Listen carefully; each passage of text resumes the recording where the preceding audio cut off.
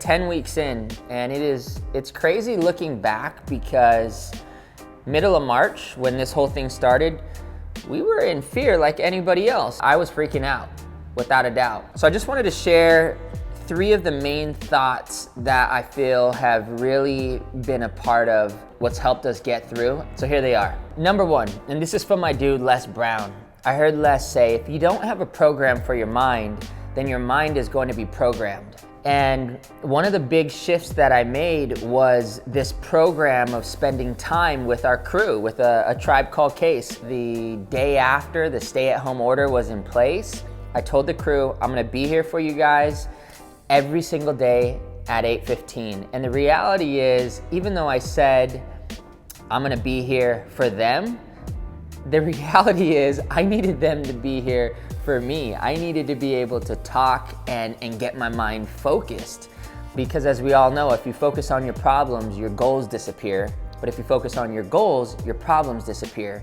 So one of the programs we implemented was this power hour every single day with the squad to really get our minds right and get our energy in the right place.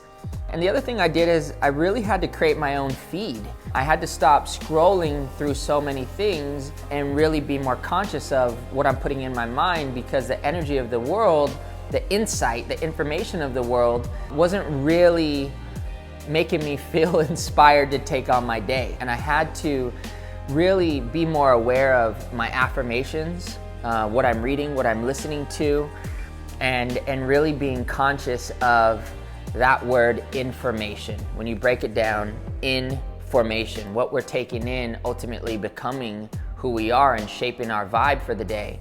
Number 2, this is from my dude Zig Ziglar, and he said, you can't hit a target you cannot see, and you cannot see a target you don't have. Man, that is so fundamental and so basic, and I love it. Because right now, so much of the focus, so much of the sight is on a problem. I need to get focused back into what are my goals? And with my coach, Angie, we had to reevaluate my goals for Q2. And this was the first time since 2015, when I broke my leg, that I've actually lowered a goal. But I had to lower my goals because looking at the state of things, looking at the reality of how many escrows were opening and whatnot, I have to feel confident that I can actually do this. If I don't feel confident about something, the reality is it's probably not gonna happen. So I adjusted my goals, I lowered my goals so that I could feel empowered, I could believe in the goal, and Angie and I created the disciplines to actually be able to perform every single day. Looking at that now, we're 10 weeks in, and I'm on track for the goal that I set pre-COVID. I'm on track for my old goal. When I really just look at that, it just made me think of that Zig Ziglar quote. Again, you can't hit a target you cannot see. You cannot see a target you don't have. I think the farmhouse of the future was a perfect example. You know, we did not have the time, the energy, the space to worry about the state of things. And I had a specific game plan that I knew if we put in place, we would have a really good shot. And we did it. You know, we went out at 3695 and we landed above 4 million. We had to stay focused on creating the energy, the vibe, the marketing, the negotiation, the strategy to really perform for our client. And when you focus on your goals, when you believe it's possible, and when you get to work, no matter what else is going on, I strongly believe you can make it happen. I think there's always going to be distractions. That's a part of anybody playing a serious game.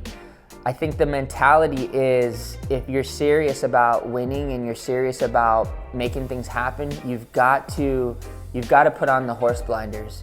You have to put single-minded focus into the actions that you're doing and the goal you want to achieve. And if you're willing to do that, and if you have the skill set and you're willing to get your hands dirty and you enter the race with just absolute, total 100% focus, you'll cross that finish line exactly where you want. The third thought that has really been a part of this pandemic season has been from Abraham Lincoln. And he said, give me 6 hours to chop down a tree and I will spend the first 4 sharpening the axe. This season right now has really been a time where for me it wasn't so much about pausing. I know a lot of people are talking about pausing. For me it was about preparation. And one of the things I implemented with my coach is every night around 9 o'clock as we're getting ready for bed, I spent time planning out my day, anywhere from 45 minutes to an hour, because we know tomorrow morning starts tonight. Right? Tomorrow morning starts tonight. So I need to finish my day reviewing the wins and planning tomorrow morning. And then every single day at 6:15 throughout this pandemic, I've been running 5 miles. As I run those 5 miles, I'm thinking about my day. I'm talking to God. I'm identifying any weird worries that I have, and I'm literally running through those worries. Hour 3, every single day, I'm at the fire pit and I'm with my plan again. And then hour 4, 8:15 with the crew. By the time I'm talking to anybody business related, I've had 4 hours of priming. Like 4 hours of priming my vibe, priming my energy. I am ready to attack the day. I strongly believe that when you take the time to think about what's important to you, you take the time to think about your goals, your visions, your dreams, you write it down, you seek guidance and seek coaching from people who have been down that path, and you have an honest conversation with someone that can help you. It's like my dude Charlie says, it's already happened. Time just hasn't caught up yet.